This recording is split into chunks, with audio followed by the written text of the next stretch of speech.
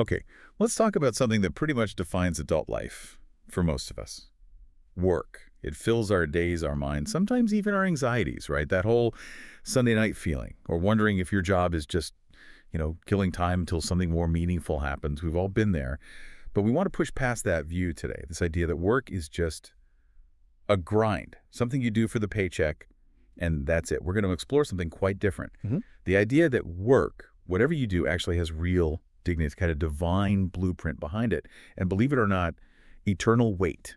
It's about purpose, not just productivity. It really is. It's fundamental. And to get our heads around it, we really need to look at, well, maybe four key phases or aspects of work from the ancient wisdom. We'll touch on what work was meant to be in the beginning, how it got tangled up with toil and injustice, how it gets redeemed, and even its place in our homes, communities, and yeah, eternity. The main goal here is to try and see our daily labor, whatever form it takes, a bit more like God sees it, as well as potential worship and witness. Right. Let's start at the very beginning, the divine blueprint. You see, God himself presented as a worker in Genesis, don't you? 6 days of creating, shaping, ordering, and then resting. It sets a pattern. We're made in that image, so it implies we're designed to work too. Yeah. Built to create, maybe. Exactly. That's a crucial point. We often think work started with the curse, but no, it was there from the beginning. A blessing, really. Genesis 2, verse 15. Adam's put in the garden to work it and take care of it. That was his purpose, and it was joyful, purposeful. No frustration, no exhaustion as we know it, just good work. And it wasn't solitary either. Eve was created right alongside him as a partner, a co-laborer, sharing the task, sharing the joy.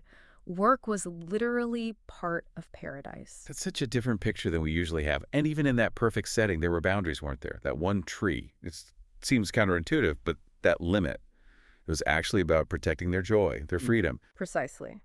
Working within God's good design brings life. It keeps work in its right place. It's when they crossed that line, tried to set their own terms, define good and evil for themselves, that's when work gets twisted by pride. That desire for total self-sufficiency. So the boundaries weren't chains, they were like guardrails to keep the goodness in. Okay, so work itself is good, designed by God. But what about the worker? Where does our value come from? Is it about how good we are at the job? No. And this is fundamental. Our worth comes directly from Genesis 1.27 being made in the image of God. It's a gift. It's inherent. It's got nothing to do with your skills, your salary, your productivity levels. And that really pushes against how the world often works, doesn't it? We measure people by their output, their strength, their health, their bank balance. But the scriptures consistently lift up those the world might overlook. The weak, the poor, the disabled, the elderly, they aren't less valuable. Often they're shown to have a unique place in God's plan. So the CEO and the person cleaning the office, the professor and the stay-at-home parent, in terms of sheer human worth, identical, infinite. Okay, that's the ideal, the blueprint. But then, the fall. Everything changes. Work was supposed to be joyful purpose. What happens after Genesis 3? How does it feel different? The shift is just devastating. It affects everything. Genesis 3 says the ground itself is cursed. Suddenly there are thorns, thistles, actual opposition, work becomes hard. Physically demanding, yes, but also mentally frustrating, fragile. You know, Ecclesiastes captures it perfectly, that feeling of chasing after the wind, like all your effort might just evaporate. And it gets twisted internally, too. On one hand, you get sloth, just refusing to work honestly. On the other, pride making work your idol, finding your entire identity in what you achieve. And critically, work becomes unfair. Unfairness. Yeah, that resonates. That brings in the whole question of justice in the workplace, doesn't it? God cares about that. Oh, deeply. Justice in labor isn't optional. It's baked into the law. Deuteronomy 24 is really clear. Don't oppress your workers. Don't delay their wages. That cry of the unpaid worker, it reaches heaven. You pay people when the work is done, period. It's about respecting their humanity, not just the economic transaction. And it demands honesty all around. Fair weights, honest measures, no cheating. That makes sense for employers. Fair pay, honest dealings. But does that justice piece cut both ways? What about the workers' side of the deal? Especially in jobs that aren't just about physical output. Absolutely it does. Justice requires honest labor from the employee, too. That means giving a full day's work for a full day's pay, not cutting corners, not slacking off, not, stealing time. Colossians 3 puts it as working heartily as for the Lord and not for men. Your integrity in how you approach your tasks is an act of justice toward your employer, your clients, everyone involved. Dishonesty poisons the well for everybody. Okay, justice, fair work, fair pay. And you mentioned boundaries earlier. That leads us to the Sabbath, right? God's own boundary for work. But Honestly, taking a whole day off, it feels almost impossible sometimes. It does feel radical now, doesn't it? But the Sabbath isn't really about being lazy. It's holy time, set apart. It's a powerful declaration, really. By starping, by resting, we're essentially saying, my worth isn't tied to my productivity. I belong to God, not my job. It's an act of trust, trusting that He provides. Even when we're not grinding away, it protects us from burnout, from work becoming our master. That's a huge shift in perspective. Okay. So work gets broken, difficult, sometimes unjust, Yeah. but then we get to redemption. And this is where things get really interesting for our everyday jobs. We see Christ himself as a carpenter. He could have come as anything, right? A scholar, a king, but he chose a trade, a physical job. That says something profound, doesn't it? Especially when we tend to value white collar over blue collar work. It absolutely does. He gets his hands dirty, no sweat, no splinters. He dignifies ordinary physical labor by doing it himself. It smashes that false hierarchy we create between mental and manual work. He makes the mundane holy, basically. Every piece of wood he shaped, every task he completed, it was sacred because he was doing it. And look who id. He called to follow him. Fishermen, tax collectors, everyday working people. And you see this echoed with Paul, the tent maker. He deliberately chose to work with his hands alongside his ministry. Why? Well, partly for credibility, nobody could accuse him of being in it for the money, but also it gave him connection. He shared the gospel naturally in the marketplace through relationships built while working. It shows that faithful, quiet work is a powerful witness. That idea of the marketplace as a place of connection and witness, it brings us right back to the most basic workplace, the home, the household economy. We need to talk about the dignity there too. Yes, absolutely. The home is where it starts. Providing for your family, that's not just logistics, that's love in action. It's ministry and parenting, teaching your kids, guiding them. That's core discipleship work. And so much of that work is unpaid, unseen often.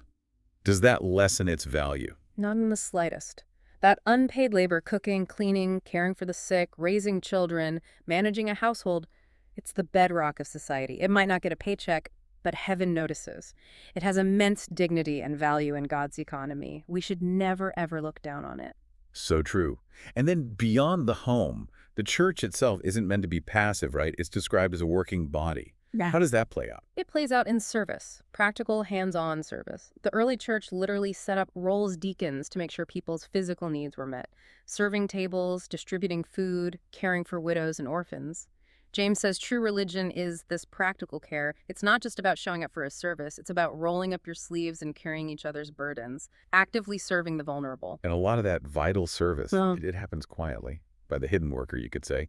That feels tough in a world that loves the spotlight. It is tough, but crucial. Christ emphasized this, that your Father who sees in secret will reward you. Much essential kingdom work is done in obscurity. The person cleaning up, organizing behind the scenes, offering quiet encouragement, maybe nobody notices, but God does. The call is to find satisfaction in his well done, even if the world overlooks you. Humility is key there. That's powerful. So it all comes together in this idea that our daily work, whatever it is, can actually be worship. How does that work? It works through our attitude and our motive. Colossians 3 again. Whatever you do, work heartily as for the Lord and not for men. When that's the driving force, then stocking shelves, writing code, driving a bus, caring for a patient, it all becomes holy ground, an offering. Your integrity, your diligence, your honesty on the job that speaks volumes. It's a living demonstration of Christ to the people around you. Okay, so the motive matters immensely, which leads to this idea of a final test for our work. What actually lasts? Right. 1 Corinthians 3 talks about this. A day is coming when all our work will be tested as if by fire, to see what it's really made of. Some work, it says, is like wood, hay, stubble. Maybe it looked impressive. Big projects, lots of activity. But if the foundation was self-promotion, pride, cutting corners, the fire just consumes it. It doesn't last. But some work endures that fire. Yes, that's the gold, silver, precious stones. This is work done faithfully. Maybe it was small, maybe it was unseen, but it was built on the right foundation, serving God, loving others. The fire doesn't destroy that. It refines it, reveals its true value. And notice, it's not about the scale of the work, but the quality, the motive. Even something as small as giving a cup of cold water to someone in Christ's name that has eternal reward. Our actions, our work, they follow us. Wow. Okay. And then looking even further ahead, the promise isn't eternal retirement, is it? It's forever work. Exactly. Revelation 22 gives this incredible picture of the new creation. The curse is gone, yes. No more toil, no frustration. But work itself, it continues. His servants will serve him. It's work restored to its original design, pure joy, pure purpose, worshipful service, ruling and reigning with him. It's the ultimate redemption of labor. So let's bring this home. We've seen work is deeply dignified, part of God's original plan. It got messed up, sure, marked by toil and injustice. But it's redeemed through Christ, which means you listening, you are useful. You're needed. Your work matters to God way beyond any job title or salary. Absolutely. Remember that dignity isn't earned, it's given by your Creator. It doesn't matter if the world applauds you or ignores you. Every honest task, every act of service done with the right heart, it's either building something temporary that will burn away or it's laying up real eternal treasure. So our encouragement is this. Look at what's in front of you today. Your desk, your tools, your kitchen sink, your classroom. See it not just as a task list, but as holy ground. An opportunity right now to serve, to worship, to make a difference that lasts.